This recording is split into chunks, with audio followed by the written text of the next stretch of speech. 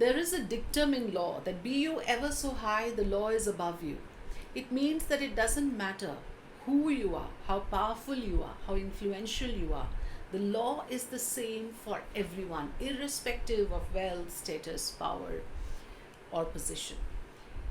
Well, that may be there in the statute books, but in reality, what is happening? People who are aligned to the ruling party get away with murder. They get away without facing the law.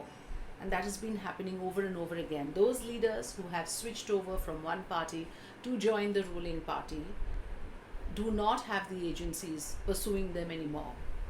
The agencies, the law enforcement, go slow on them. And that pattern is something that I find is the most dangerous thing that can happen to a country like ours, because it sets the very wrong sort of precedents.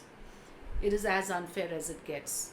It's been happening over and over again, and now it's the case of Prajwal Revanna, a member of parliament from the Hassan constituency of Karnataka, who's caught exposed in videos seen abusing, exploiting women who work for him in his household, in his office, workers, house help, his staff. That sort of women have come out and complained that they have been facing abuse for many years.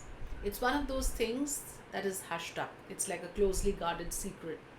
Everyone knows about it, but no one raises a stench.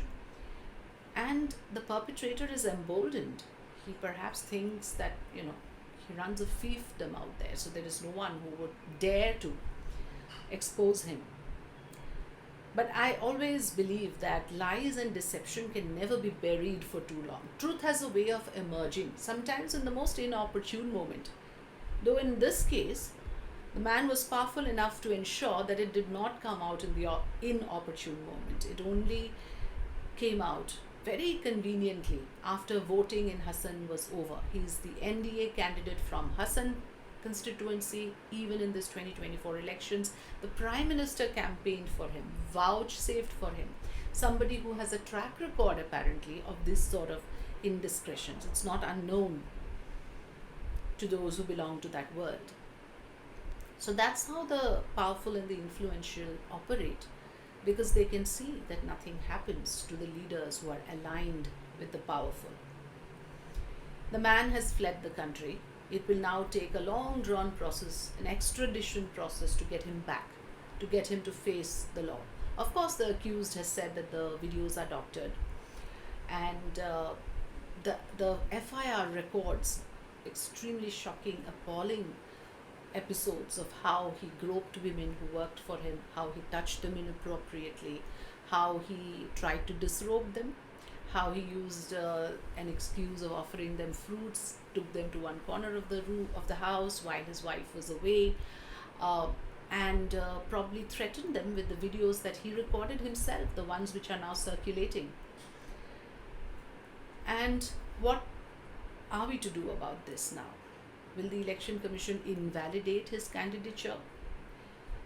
Will the agencies go after him like they do with the leaders of the opposition? Will the law enforcement get cracking? An SIT is constituted, announced by the Karnataka government, that is going to look into this case. But it's a very, very serious matter, especially because of the way it is covered up and the way it is allowed to happen.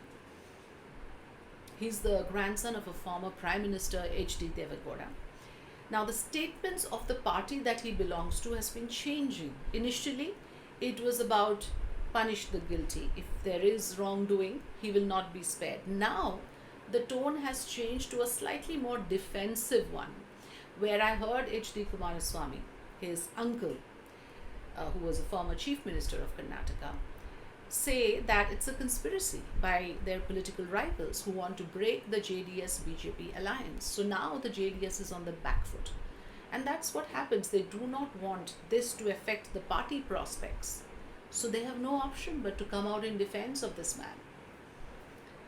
It is not one Prajwal Revanna operating in isolation. It is the entire system that allows these predators to thrive.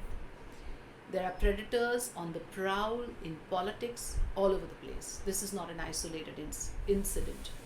And that is what is most disturbing. The entire pattern of how this happened and how the man fled right before the videos circulated on social media, and he is away. He's out of the clutches of the law.